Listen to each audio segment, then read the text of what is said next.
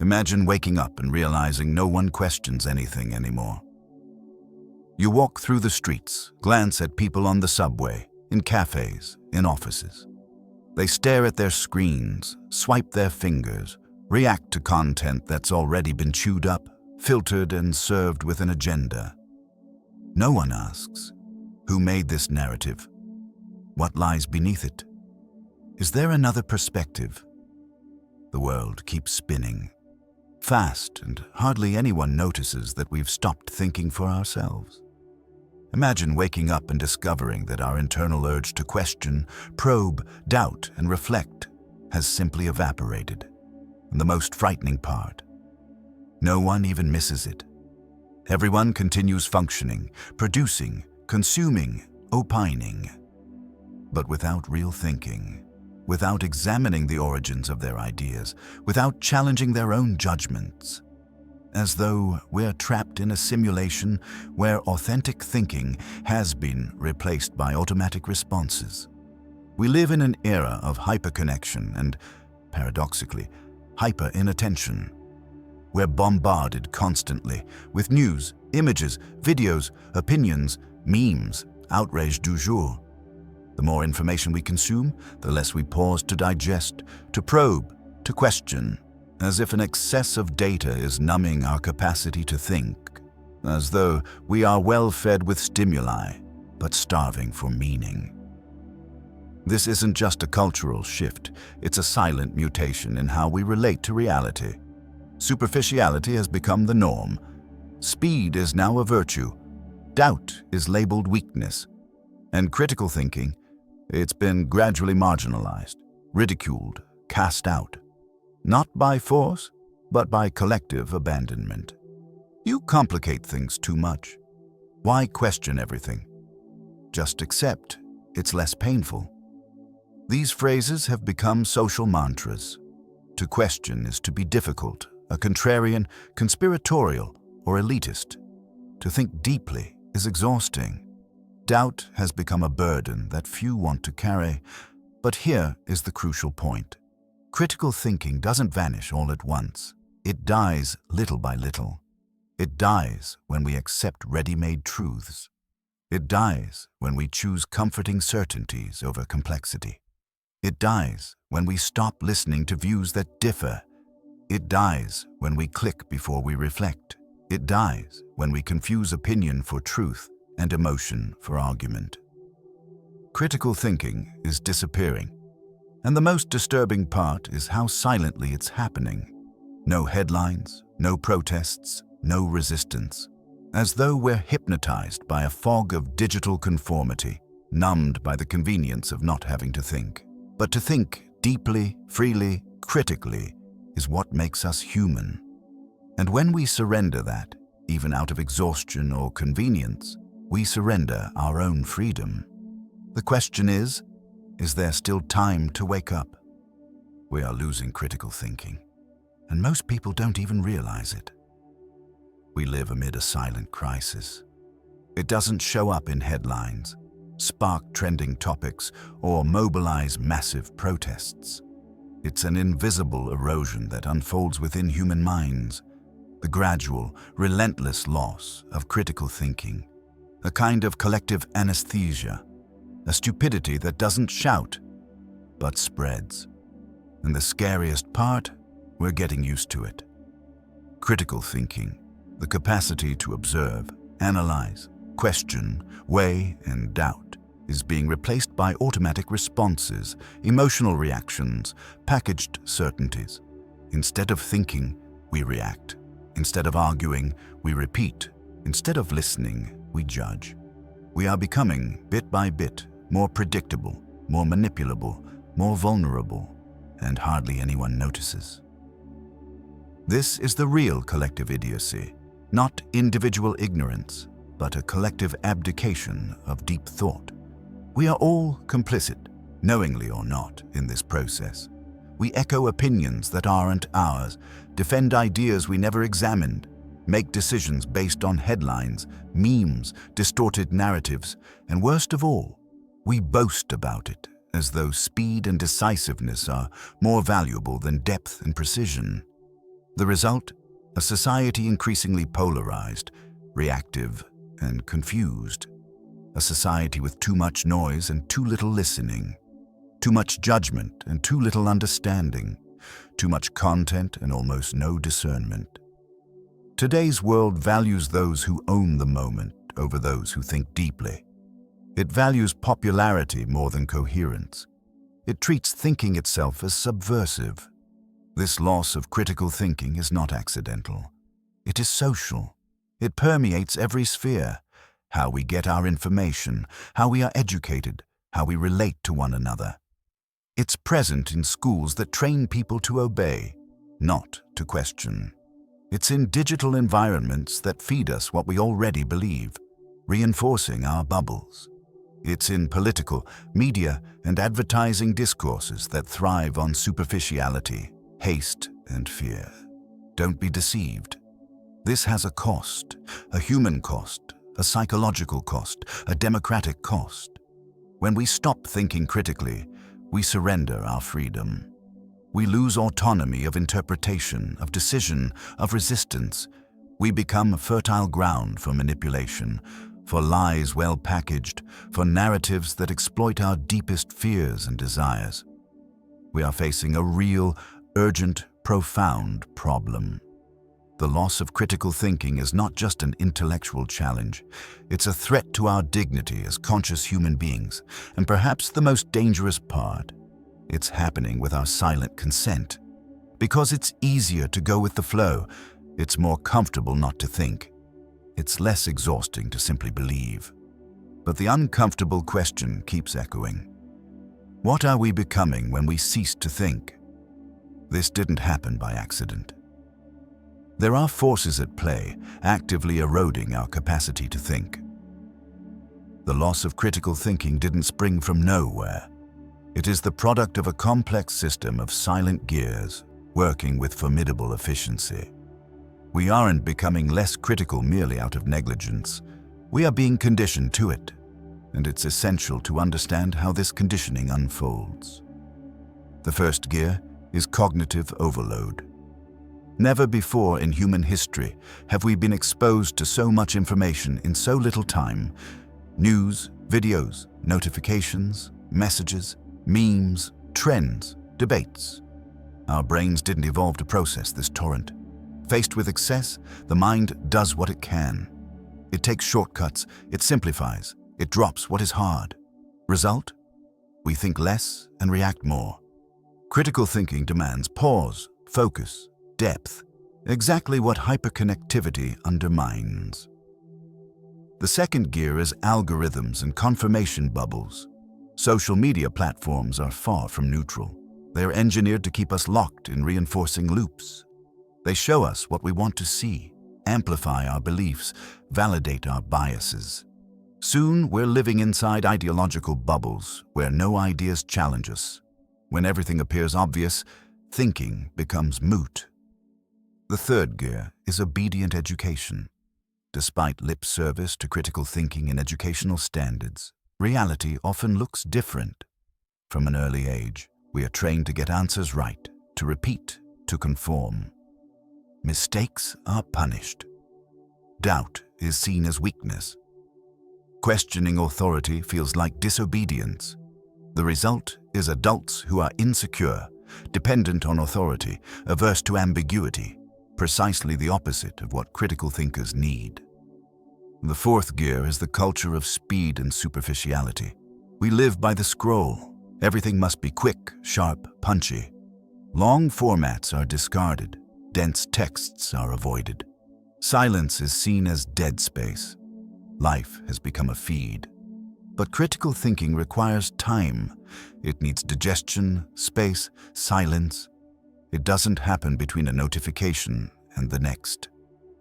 Under these conditions, deep thinking almost becomes an aberration. These gears don't operate independently. They reinforce one another. Cognitive overload feeds algorithms. Algorithms shape perception. Education conditions obedience. The culture of speed ensures none of it is noticed. It's an ecosystem of distraction, designed to keep minds busy, but not awake. There is no single off switch for humanity's critical thinking. But we've built and adopted a system where thinking is burdensome, unnecessary, almost extinct. Understanding these mechanisms is crucial. Otherwise, we continue blaming only ourselves. But in truth, we are immersed in an environment that saps our power of discernment from the moment we wake up. When we stop thinking critically, we stop being free, and often don't even notice.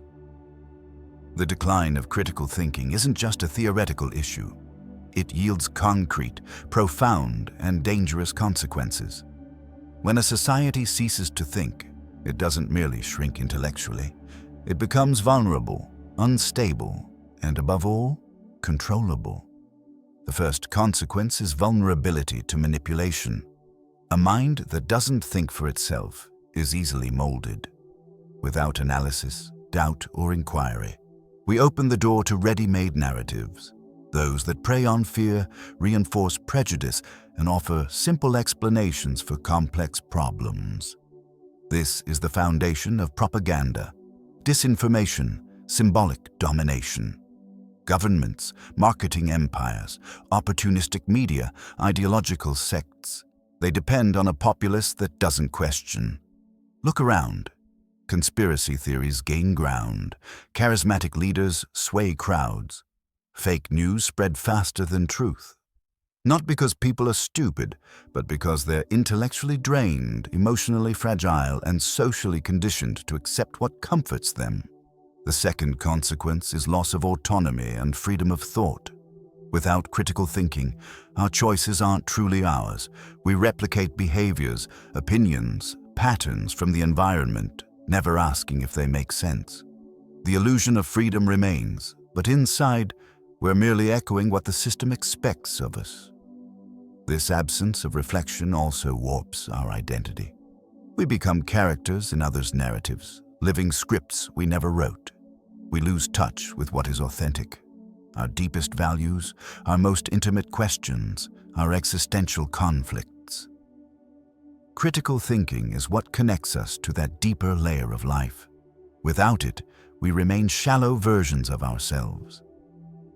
The third consequence is a society of conformism, anxiety, and division. In a world where nobody thinks deeply, debate turns into conflict. Listening becomes aggression. Doubt becomes dogmatism. The quest for truth devolves into the quest to win. This breeds cancel culture, polarization, intolerance.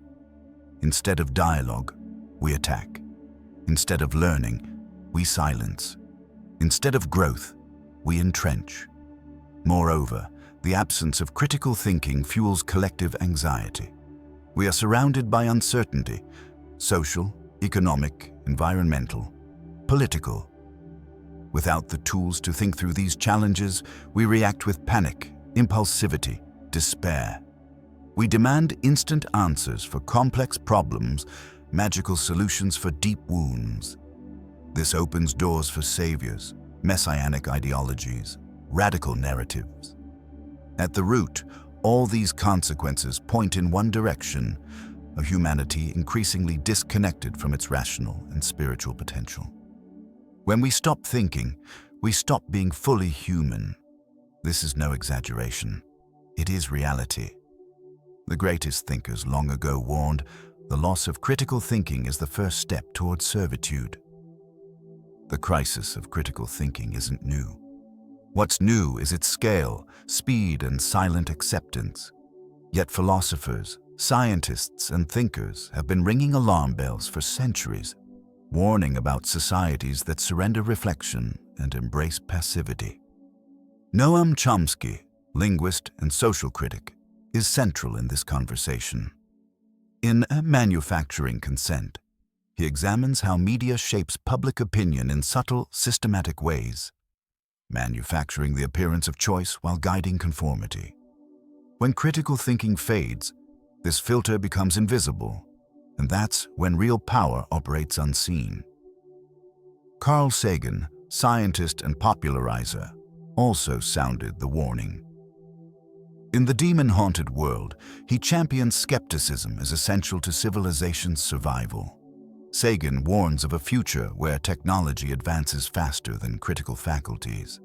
A society with powerful tools but little discernment is one teetering on collapse.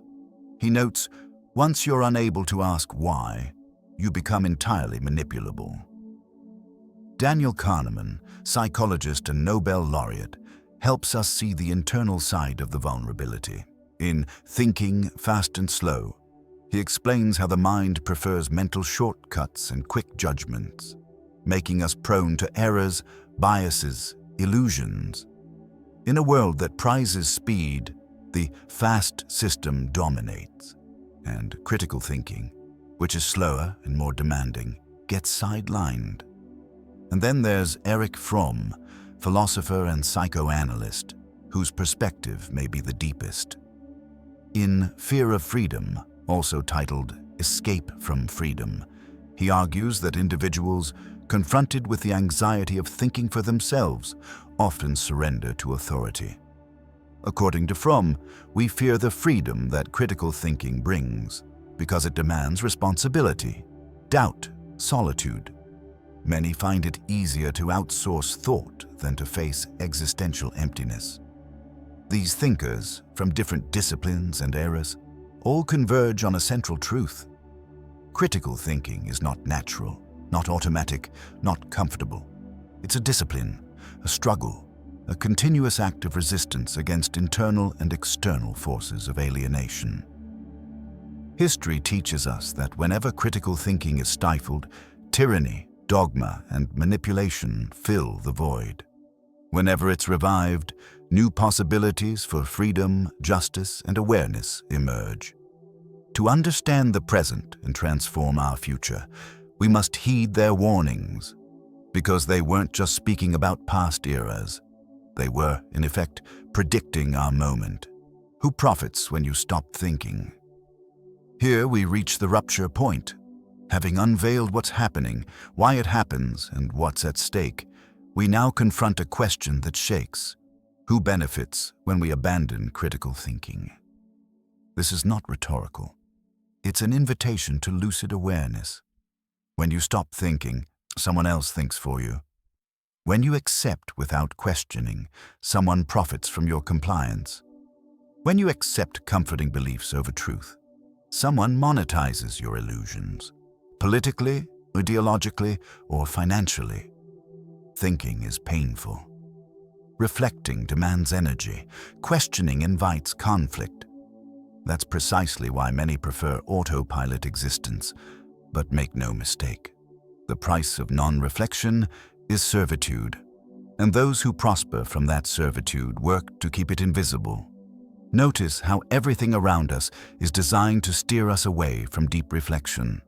Social media rewards impulsivity. Education rewards correct answers, not good questions. The culture of entertainment distracts rather than awakens. Political narratives exploit our deepest fears. It's not coincidence, it's social architecture. And here comes the deeper flip. Critical thinking isn't merely intellectual, it's spiritual. Yes, spiritual, in its truest sense. Because thinking is ultimately an act of love for truth. And loving truth demands courage.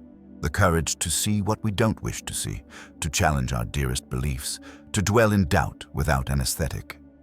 That requires presence, humility, inner silence, spiritual qualities. Kierkegaard once said, "Most people run so fast after distractions that they never find themselves." Perhaps the tragedy is this. By giving up critical thought, we're not only surrendering power to external forces, we're severing our connection to our own essence. The awakened human mind can do astonishing things. Discover, create, heal, understand. But when dormant, it can replicate horrors and justify them with flimsy rationalizations. History is full of such examples. What have you been thinking lately?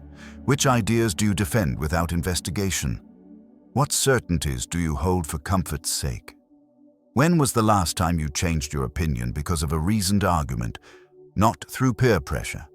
These questions are not comfortable, but they matter. They are seeds. The awakening of critical thinking begins with discomfort, a doubt, a silence, a pause amid noise, a question that refuses to be silenced, and perhaps, just perhaps, that moment is now. Recovering critical thinking is possible, but it demands courage and consistent practice. Given all that, the inevitable question becomes, what do we do?